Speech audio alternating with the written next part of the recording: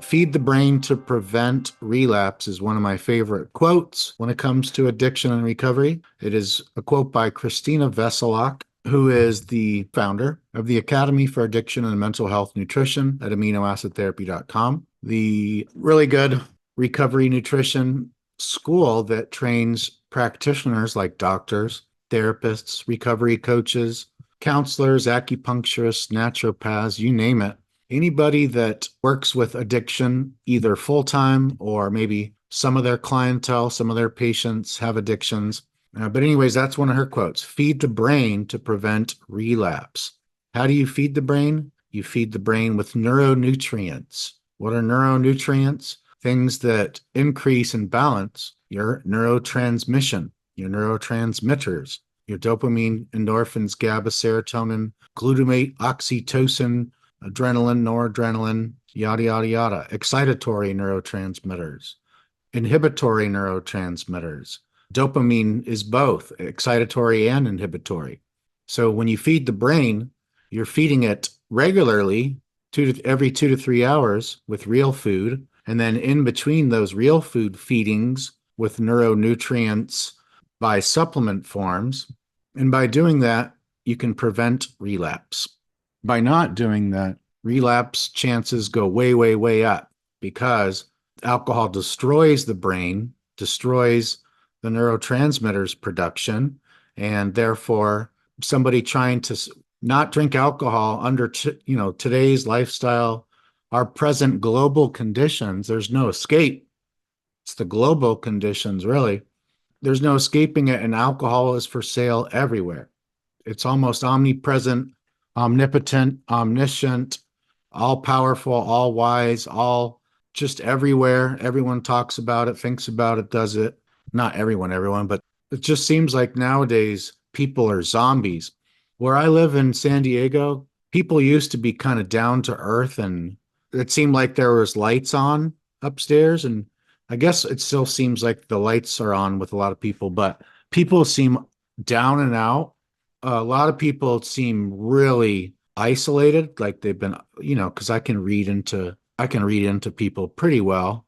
That's one of the reasons I do the work that I do, because I just kind of have a natural knack for it. And it's got me concerned. I'll tell you what, very concerned when I see so many people, and just recently, another person that's an old friend of mine's roommate committed like 2 weeks ago. He just went to the edge of the Sunset Cliffs over here, just walked right off. And it was because he was in love with someone and she was with someone else. And yeah, 5 years ago, 4 years ago, this guy probably never would have done something like that. But here we are with the current state of the world. And it's just kind of par for the course for how things are nowadays. So all the more reason to feed that brain of yours. Feed your brain. One of the best things I ever learned, that's one of the best strategies and easiest strategies anybody could ever implement. I learned from Dr. Daniel Amen, who's the strategy is whenever you're going to put something in your mouth or put something in your body, typically when you're going to eat something or drink something or take a supplement or take a medicine or take a drug or take an alcohol, you think to yourself first, now, is this good for my brain or is this bad for my brain? Or you could think to yourself, is this healthy for my brain or is this bad for my brain? Is this brain food or is this brain poison? And if you do that with every single thing that you put in your mouth from the time you wake up to the time you go to bed, then you probably put in quite a few things, maybe not on a daily basis, but maybe on a weekly basis, that are probably not great and may even be poison for your brain. Jolene said, I have to drop off. Thanks, Matt. I will watch the replay. Sounds good, Jolene. Thank you. During the first year or two of recovery, your nutritional requirements are much higher, much, much, much higher than normal. And thus establishing healthy eating routines is vital to your recovery. I think probably one of the keys to my getting through the early alcohol recovery period was that I lived with my parents and had that free room and board because my mom is a lousy cook. She's a lousy cook, but she's a very healthy cook. she would make dinner many nights a week, probably 3 or 4 nights a week, for those couple of months that I was going through post-acute withdrawal. Really, probably mm, a month and a half for sure, where it was no fun at all. And then probably 3 months or 4 months before I felt 100% amazing. But yeah, that was a big part of it, was this home cooked organic whole food, lots of great stuff like grilled chicken breast and potatoes and veggies and brown rice and salad and a bunch of other really healthy things. And my nutritional requirements were gigantic. And so the more I exercised and the more I ate well, the more I started to feel better and better. But that's where I would always go back. I would get myself, after a bender, I would get myself healthy again, and I'd get myself fit again and get myself strong again. And then I just go, blow it again. But I waited till I built myself up again. And doing that on a long-term on and off cycle, the addictive cycle, through almost my entire 20s, when you consider, marijuana as a drug, which I definitely consider it a drug, and I was definitely addicted to it. And it had a lot of problems too. It gave me a more wicked sweet tooth than normal, and I already had a sweet tooth, memory loss, low testosterone, low motivation for future goals, all that type of stuff. Some people get a lot more benefits, but I got a lot of the negative consequences from it.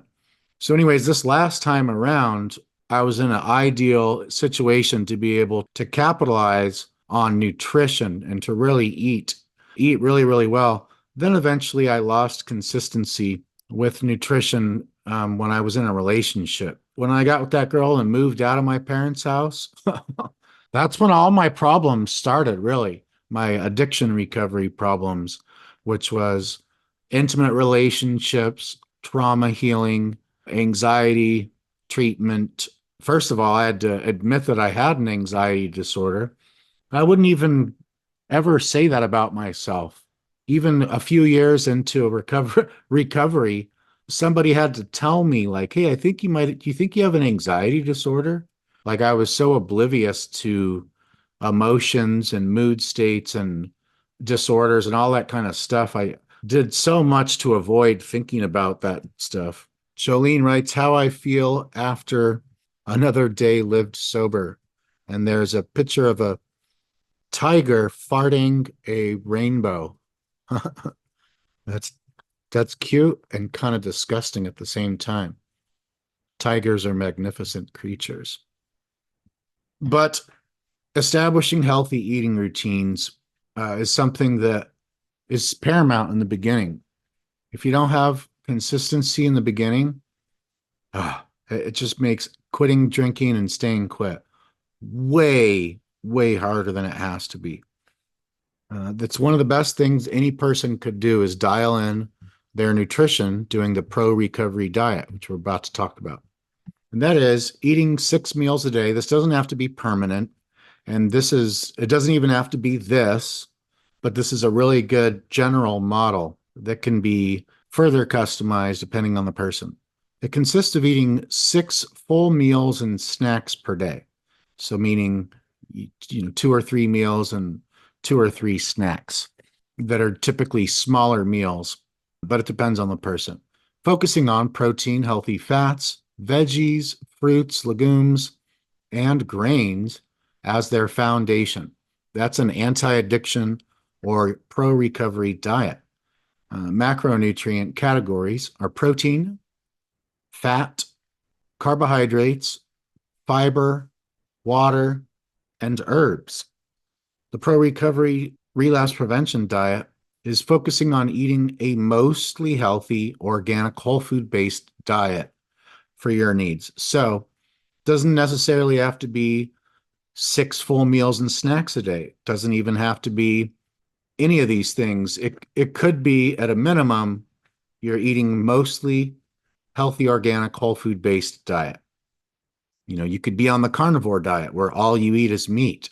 You could be on the vegan diet where all you eat is plants. You could be on the raw vegan diet where all you eat is raw plants. You could be on the keto diet where it's very, very low carbohydrates and where you're running on your ketones.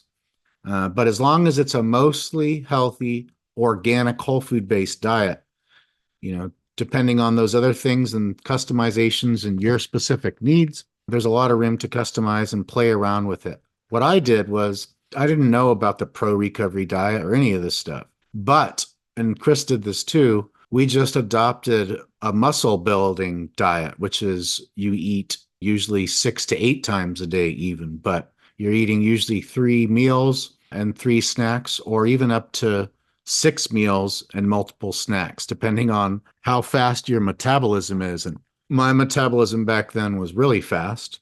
So there was times I ate 10 times in a day.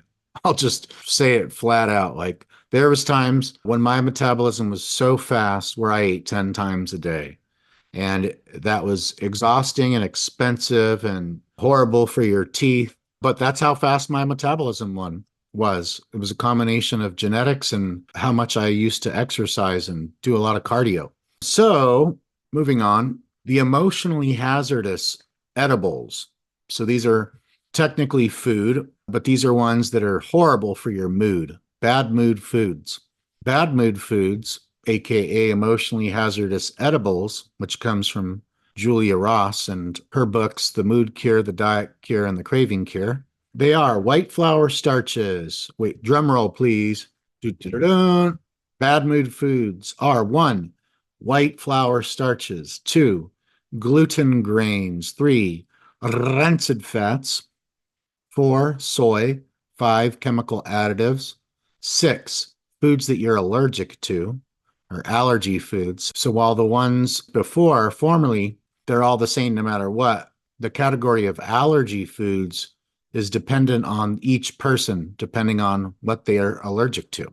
I had a girlfriend in the past who was allergic to cockroach poop, and you can only find that out through one of those genetic tests. And when I found that out, that it would be worth it, the money, it would be worth 10 times what it costs just to be able to say something cool like that. Like, oh yeah, well, check this out. I'm allergic to cockroach feces.